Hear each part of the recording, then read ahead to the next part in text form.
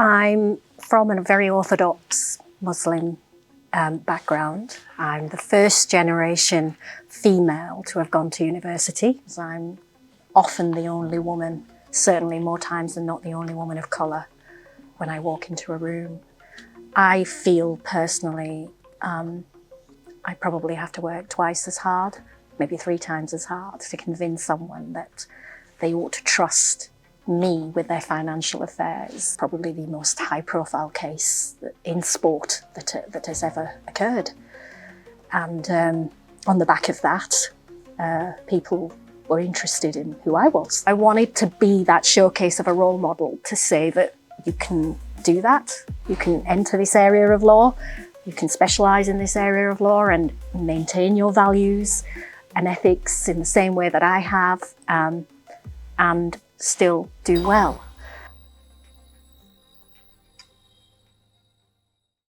Welcome back. Our next guest is a highly respected legal expert and business leader dedicated to driving change in the corporate world. As a partner at Chadwick Lawrence Solicitors and Deputy Business Advisor to the Mayor of West Yorkshire, she's worked with businesses of all sizes, providing strategic legal guidance while championing diversity, inclusion and ethical leadership. Asma has been recognised with multiple awards for her contributions to the industry, and her commitment to creating opportunities for underrepresented groups has made her a true advocate for positive change. She's here today to share her journey, the importance of inclusive leadership, and how businesses can build cultures that empower and support their people. Ladies and gentlemen, I'm delighted to welcome onto the Expert Lounge sofa, Asma Iqbal. Thank you. Well, Asma, thank you for joining me today. I'm going to kick off with sort of an open question, really. I wonder if you could just talk us through your career journey and what inspired you to pursue a career in law and business leadership. So I'm from a very orthodox Muslim background. I'm the first generation female to have gone to university. In fact, I was the first in my family and direct family to do A-levels. Didn't have any other options at that point. It was, if you wanted to do law, it was A-levels. And what inspired me and motivated me was the fact that I am one of 7 siblings, the eldest daughter and the second eldest amongst the 7. I was often called upon by my parents to be the translator. So in any difficult scenario, my mum didn't speak fluent English. She got by, and as we were going to school, it was picking up. But I was primarily, as the eldest daughter, often called upon. And it occurred to me that articulating yourself and the language was so important. People took note, people understood, and you could be persuasive. And I guess my love of wanting to do that for a career stemmed from a very, very early age, primarily being that child in the family that was actually the spokesperson throughout, and I loved it. I loved the idea of going in front of it, never fazed me. I remember my younger sister's passport had gone astray, and I'd written this letter of complaint, and I'd been invited to London, and I was only 10. They were shocked that the letter had come from me and that I had voiced my views in the manner that I had. And I thought, I'm really enjoying this. These are people that are a lot older than me that are actually wanting to listen. So that became sort of the route. I had to fight every step of the way because, and I say this to my own children, that doing well at school is the only thing they have to worry about to hopefully get to the careers they want. I had to fight for the next stage of my study because I was up against a lot of resistance. The norm was that females in the orthodox background that I was from didn't go beyond the compulsory study stage. So my biggest ally and support was my dad. And I think without him and his backing and support, I probably wouldn't have achieved what I did. He saw potential. Even though I was one of 7 kids, I guess I was probably the most academic out of everyone.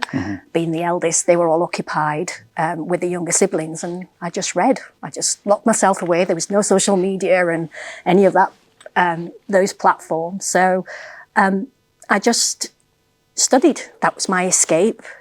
That's where I felt like I was in control. And then that achieved the results that I got. And my dad saw that and said, no, I see that she needs to continue with her love of study, which is all it was at that stage. I then managed to obtain the grades to go to London School of Economics, and my dad announced he'd never any intention of sending me away from home. So I must have been the only student going through clearing, trying to look for a university close to home because I needed to do law.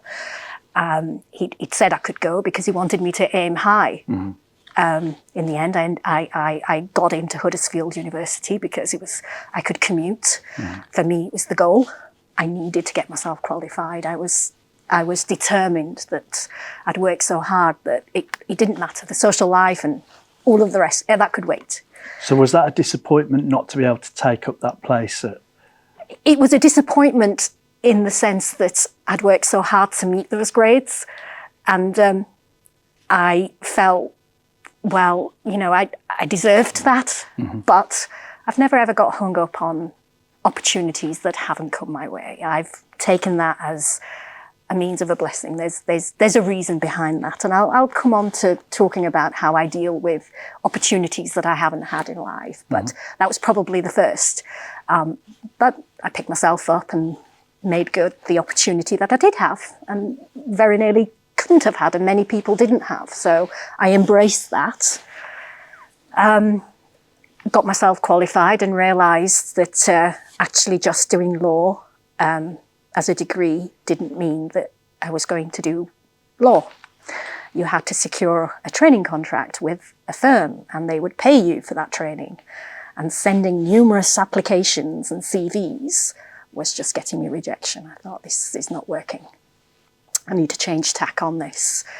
So I started to apply for work experience to try and see if I could get my foot in the door of a law firm. They could see it as an extended interview, and I could see their culture and see if the firm fit for me. Although I was desperate, I was literally in a position where I would have taken any opportunity. Luckily for me, in fact, one of the first work experience opportunities that I got was Halifax Building Society in Halifax, in their in-house legal department. And I know that doesn't exist anymore, but so I did that in between my studies. I then got a work experience at a private law firm and actually enjoyed the client interaction and made the choice that if I was going to do law, it was going to be private practice. So I was in the fortunate position that before I actually did my legal practice course, which is the professional exams you do post your law degree, I had 2 offers, both from Halifax and from the firm that I'd worked with on a voluntary basis throughout, and I opted for private practice. That then, fast forward, I qualify, I stay with the firm for about a year, and then I realise they were very heavy on personal injury, and that wasn't an area that intrigued me. I wanted to do a niche area of law, and an opportunity then came up to work in Leeds for a senior judge who was a senior partner at one of the commercial law firms, and he was looking for an assistant. And he was the guru of insolvency and corporate law. And I thought, wow, this is exactly what I want to do. So as with everything in life, I tend not to think about the challenge when I want to do something. I do face them when I'm in that predicament. But then I find a solution to that because it's sink or swim at that point. So I applied, and my opponent was a white male. And he made the error at the second interview, turning up, and I got told this is why I know, at my interview time, and he'd annoyed the senior partner. And he said, "You seen the chap sat outside?" I said, "Yes." He said, "Well, he's annoyed me that he's come to check out his competition." He said, "So I'm going to go with you. I said, whatever your reasons, I'm happy with it. Yeah. So I got that, and it became a turning point for me, really. Stephen Freeze was a senior judge. He was a senior partner. Insolvency was an area of law that was absolutely at its height in terms of Leeds. I was in a Leeds law firm, and there were a lot of opportunities. I was learning an awful lot, and that's what I wanted to do. But as with everything, you get to a point in your career where you think, is it going to be just this? I want the next stage up. And one thing about insolvency was a great area of law, absolutely challenging, which is what I wanted.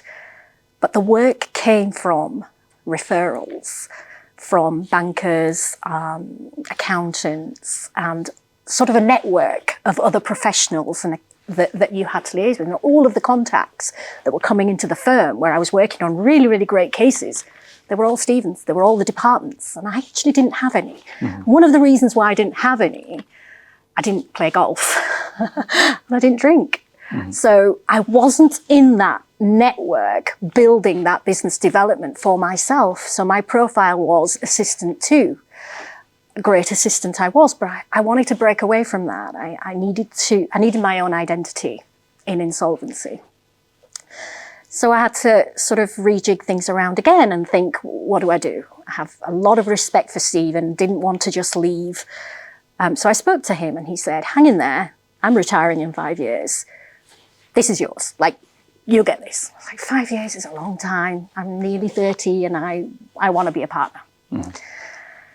So an opportunity again came up at Chadwick Lawrence, which was to head up their insolvency department. They didn't have a Leeds office, so it would have meant setting up outside of Leeds. But they had 9 offices around Yorkshire, and I thought, I could do well here. There's a monopoly to be gained. Everybody's fighting over the same jobs in Leeds. I could be the insolvency lawyer outside of Leeds. Many people tried to persuade me not to make the move because insolvency was all Leeds-based. What was I thinking? And was Stephen one of those? Yes. Yeah. He was still hell-bent on the 5-year plan, like, hang in there, you don't need to go anywhere. By the way, he stayed longer than 5 years, so I made a good decision to leave. I knew he wasn't retiring anytime soon. So I did take the plunge and I left. And in my interview with the partners at Chadwick Lawrence, I said to them, it's title only to you, but being a partner, and that would have been a salaried partner, will mean that I have a profile and an identity in an area of law that is already heavily competitive and very white male orientated. And for me to make my mark, I think I need that. So they believed in me and gave me that opportunity. I joined them as a salaried partner. That department just flourished. Within 7 months, we were probably the most profitable department in the entire firm. The partners invited me to join them as an investor. That's when I took equity partnership with the firm. That in itself brought some challenges because I had a young family at that point. An investment in a law firm means finding capital to invest. We bought our house. We were just both climbing the ladder in terms of my husband's an accountant, so he had his own practice. So how we managed to do that, because it was that important to me that I wanted to be a partner in a law firm. I'd set myself a goal that's what I wanted to do. And that did occur. And I'm still with them today as their equity partner. Brilliant. I mean, you've already talked about a number of barriers that you've overcome, and sort of leading the way, really. Into you talked about the sort of cultural barrier, and how you're the first female in your family, but I would imagine that's fairly common in that particular culture. So you've overcome a huge amount of barriers. I think you sort of talked there about how there were points where that you took on responsibility as a young person, and you turn those into opportunities, which I think is really interesting, particularly for anyone that's listening. Sometimes, you know, when you're taking a lead in family matters, or that can feel overwhelming, but actually you can turn those around and into an opportunity, make them a positive. A positive, yeah, absolutely. And obviously, you know, you talked about the sector being very white and male dominated. Now you've been recognised for your work in diversity and inclusion. So I'm just interested in how that plays out in your leadership, and what does that look like, and how can companies do better at that? So my journey into diversity and inclusion and how that's evolved is twofold. Firstly, my career is insolvency, which is, as I've stated, white male dominated. So the first opportunity that came my way in which I could sort of explore what diversity looks like is introducing that within my own sector. One of the partners at the firm that I was at with Stephen took presidency with R3. That's our insolvency trade body in London. And they have regional sections around the country. And whilst I was on maternity, I received a phone call from the outgoing chairwoman of the R3 Yorkshire region through Stuart's presidency. And she said, I'd like you to head the Yorkshire region women's group in insolvency. And I was like, whoa, this is huge. I'm not sure I have the confidence to do this. I mean, many women will know when you're on maternity, your confidence levels are at all-time low anyway. You think you've forgotten absolutely everything that you ever knew. And I thought, can I do this? I mean, I'm already nervous about coming back. I'm already nervous as to whether other people have stepped into my role. Don't even know if I know any law anymore. I said yes.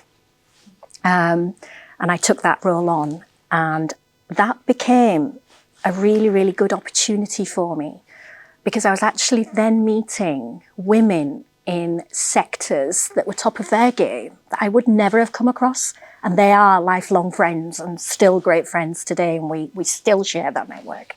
So in banking, in accountancy, in other law firms, there were women out there doing insolvency, doing my area of law. I just never saw them because they weren't on a golf course or they weren't out drinking, but they existed.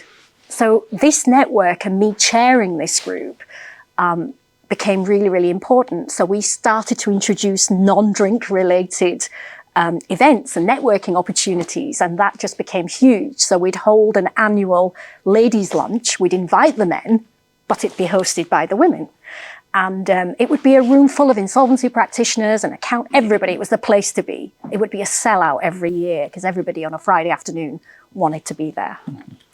And it caught momentum. It still carries on today, even though I'm not chair of, I handed that to somebody else. But that was a very key moment in insolvency for me, where I felt like I made a little bit of a change in terms of visibility-wise, because there was not many people doing insolvency that looked like me, even though there were women, not women of colour. And so I wanted to be that showcase of a role model to say that you can do that. You can enter this area of law, you can specialise in this area of law and maintain your values and ethics in the same way that I have, and still do well.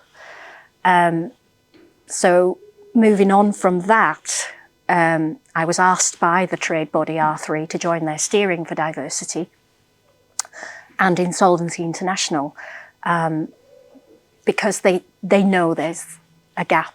They know that diversity is limited, and inclusivity needs more visibility with people like me and others that have had a career that they can speak about. So I now am part of the steering committee for D&I for the insolvency trade body for R3, and I feel like I'm making a little bit of a difference there in developing that.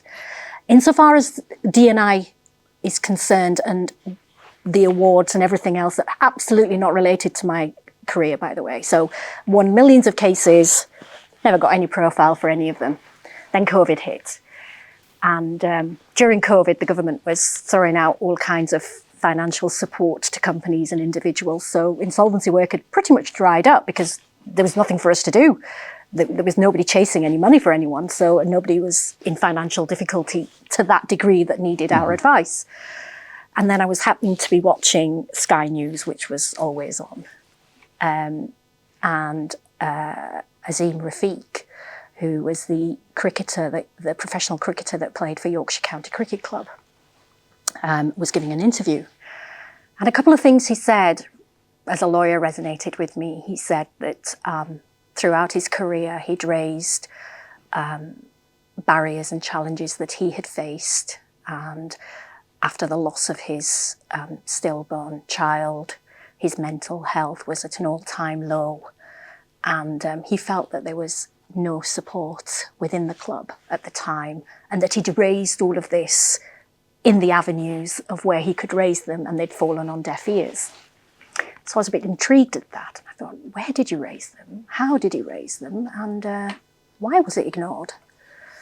So having had no knowledge of cricket, I just don't even watch football really, but it's always on in the background. I tracked down friends that had his number and went to see him. And he was running a porter cabin of a tea place in Barnsley. And so I said, I've seen this interview of yours. I want you to tell me your story. What happened? So running in between his customers and my car, he was filling me in as to what had happened. And he said, I've pretty much lost everything. I've lost my will, my confidence. I thought I could make it big in cricket, and that's diminished. I said, I think I can support you in raising this if you're up for it. And he said, I can't afford you. Like, I can't afford lawyers. I've not got the funds. And I said, you don't need to worry about that right now. Let's put your case together and let's go to the Yorkshire County Cricket Club and ask them to listen. Now, coincidentally, the chair of the board was also an insolvency lawyer who'd just taken that position.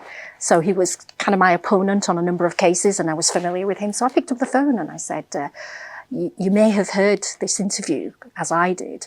I've decided I'm going to act for Azim, and I think it would be beneficial if you and I had a chat. Well, he mumbled something under his breath and said, Asma, I'll give you a call. Anyway, the very next day, he appointed an international law firm and announced that they were having an investigation and da-da-da-da. I thought, great, we have a fight on our hands here now. They want to play it this way. So with no funds, limited resource, I acted and we put together our evidence. And I can tell you that that meant contacting cricketers all over the world, different time zones, obtaining all the evidence I could. And you probably all know the outcome. We won. We got a fabulous result. It was probably the most high-profile case in sport that has ever occurred. And on the back of that, people were interested in who I was, because he didn't do this alone. He was ready to call it a day. So who is it that had ignited in him that there was a fight left for him? So on the back of a case that was sort of employment law related, not even my area of law, but we're quite diverse in skills, as lawyers. That became the turning point in terms of my profile and the awards that I won. It was the diversity. And other organisations then actually contacted me and said, we're all on a journey and we love what you've done here. Come and help us. And that's where my approach for the board at the West Yorkshire Combined Authority came from, and I applied for that role and became the inclusivity champion for the business board, and then the deputy business advisor to the mayor, which basically means that I'm involved in the policy decisions from an EDI perspective of shaping the economic strategy and various other aspects of policy decision making. And it was recognition really that having that diversity around the table does matter. It can translate into economic prosperity, which is known to us all, but it's just making that plunge and getting the right people around that table. I mean, I think what you've described there, there's a certain tenacity about you to hear that story, see that that fight that was there to be had, and to take it forward, and to step up and do what you did. I think you've also sort of you talked about being on maternity leave and having that self-doubt, and clearly, you know, you've overcome that. You came back to your career, but I think self-doubt is something that everyone can, everyone can relate to. Is that does imposter syndrome exist? And what can you do about it? So, for me, the imposter syndrome had kicked in a number of times. I'm often the only woman, certainly more times than not the only woman of colour, when I walk into a room. I feel personally I probably have to work twice as hard, maybe 3 times as hard, to convince someone that they ought to trust me with their financial affairs in terms of me finding a solution, because what I do. And it's probably easier for a male, my counterparts, to raise the same argument. And I think for me, that imposter syndrome, I've overcome because I've seen it as an opportunity. So I walk into a room and I feel like I'm the only one that looks like me. And I think, right, I'm going to make sure I walk out of here with at least 2 jobs. So I set myself a target and think, I'm going to make an impression. I'm going to take advantage of the fact that nobody else looks like me.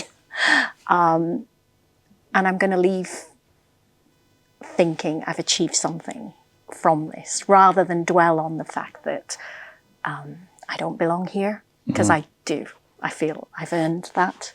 To be in that room means I must have done something right to be there.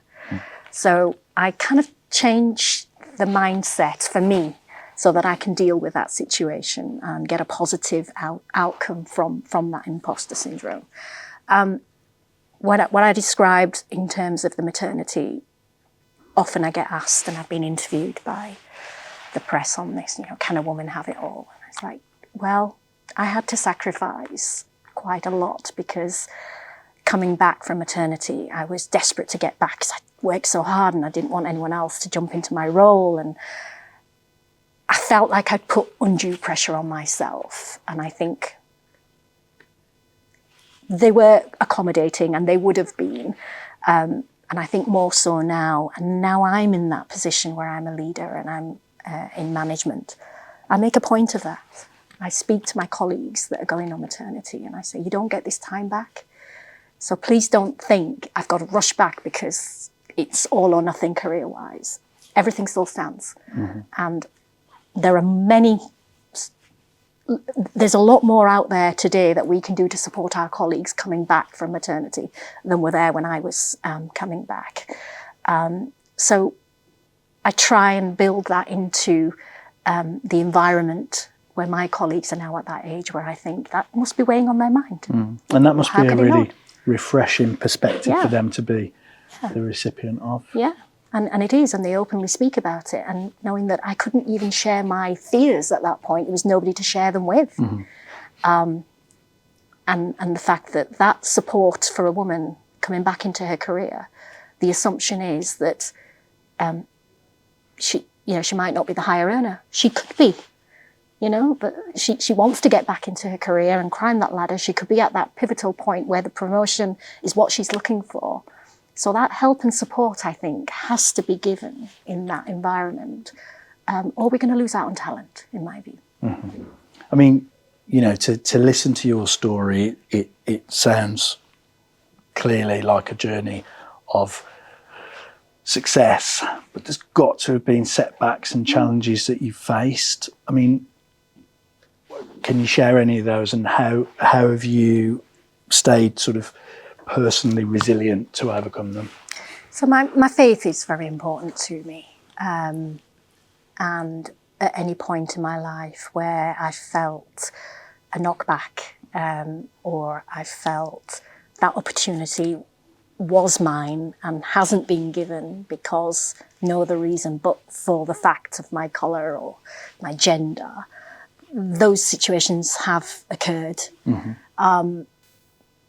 But we have a belief in my faith that says that every opportunity is never going to be yours. And the opportunity that you don't get was never meant for you.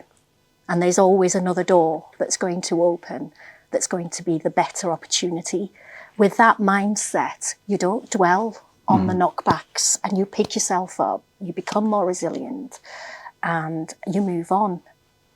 For example, going back a few years, there was an opportunity to apply for a board position internally, and everybody had to put in applications, and then it was a case of voting that was anonymous, and I didn't get it. So I took that very personally, because I thought, wow, these are my colleagues, these are my partners. They don't believe that I'm good enough to be this, and that was hard. But it actually made me a stronger person, because that would have meant I probably wouldn't have got the opportunity for probably the most high-profile case of my life. And that was going to come my way. And it was going to become irrelevant what I was doing on the board, sat behind my desk, probably not having much time, to actually going out there. And I feel like I'm making more of a difference doing what I'm doing, sitting on boards of other organisations, because I can see that translating into a change. So I sit on the West Riding County FA. We had an EDI day with the FA. And it's amazing to see grassroots football and all of that, and the changes that we want to achieve. I feel like I'm making more of a difference sitting on boards like that than I would have been just sat on my own board. I mean, it's made no difference. I'm still a partner, and it wasn't going to add to anything. But it was just a personal knockback that I thought, I should get this. Why have I not got this?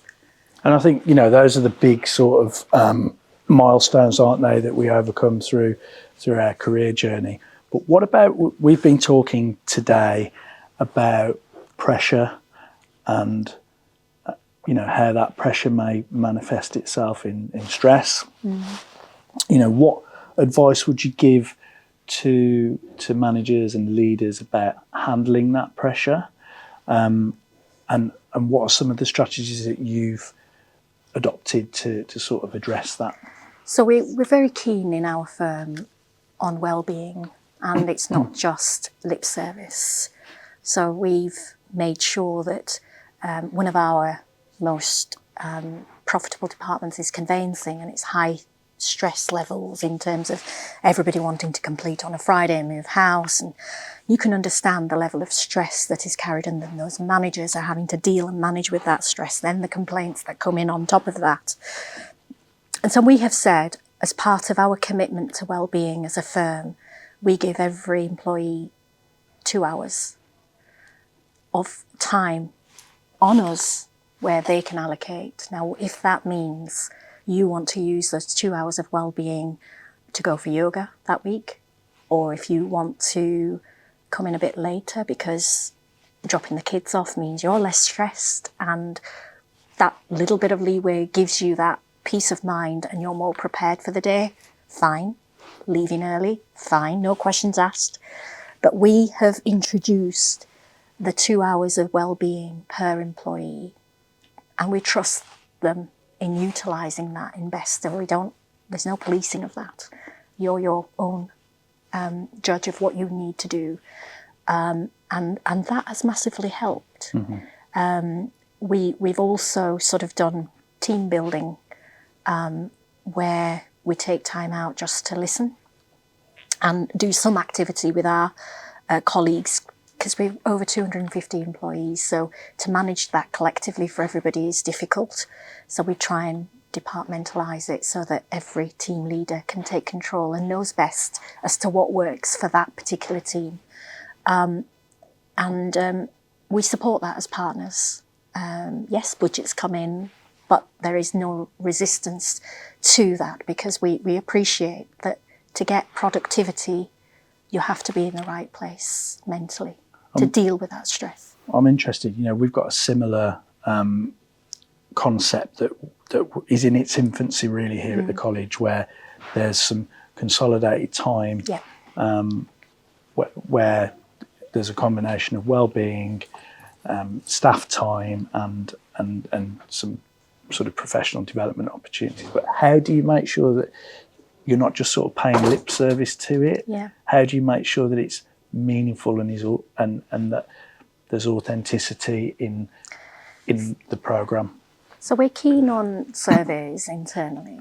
We often ask for feedback, and that's because we're interested. It's our way of knowing what you feel. You can anonymise your answers, but you tell us as a partnership, as leaders, are we paying lip service, or is this actually translating into positive change for you and a positive culture within which you want to work? We felt retention is higher since we introduced these, so we're measuring as best we can to see that actually it is a place that people want to work.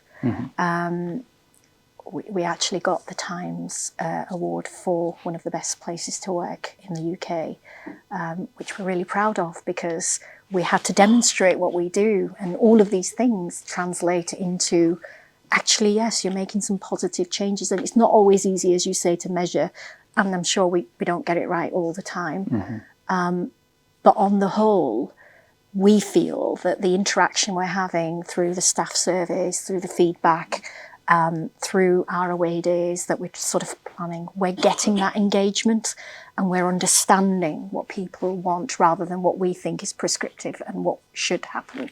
Yeah, and I think you've sort of talked about it when you said we actively listen, and I think that's the key, isn't it? I've got a number of quick fire questions that I'm going to ask. So if you can give me a pithy answer on these. So mentors, people that you've been inspired by. Who's Stephen Freeze. Stephen Freeze, and why?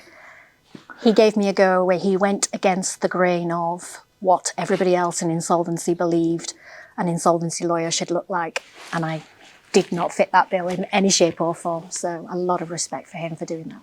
Okay, brilliant. A particular moment or achievement, and you've talked, I mean, there's a lot, but one that stands out as the achievement that you're most proud of? Taking the plunge and taking on Azim's case with no sight of how I was going to get paid on that job. Yeah, that was a pretty big one, wasn't it? Businesses that want to become more inclusive but don't know where to start, what's your top 3 tips for leaders to create really true diversity and welcoming workplaces? So on the back of the case and the organisations that were approaching me, I realised that it was a journey for most organisations. So I created a diversity test, kind of an audit, which I send out to businesses, and it sort of becomes a tick box. Tell me where you are, where you think you need our help, and we dip in and dip out and give you that support as and when you need it. And it may be recruitment, it may be on leadership, it may be on various other aspects.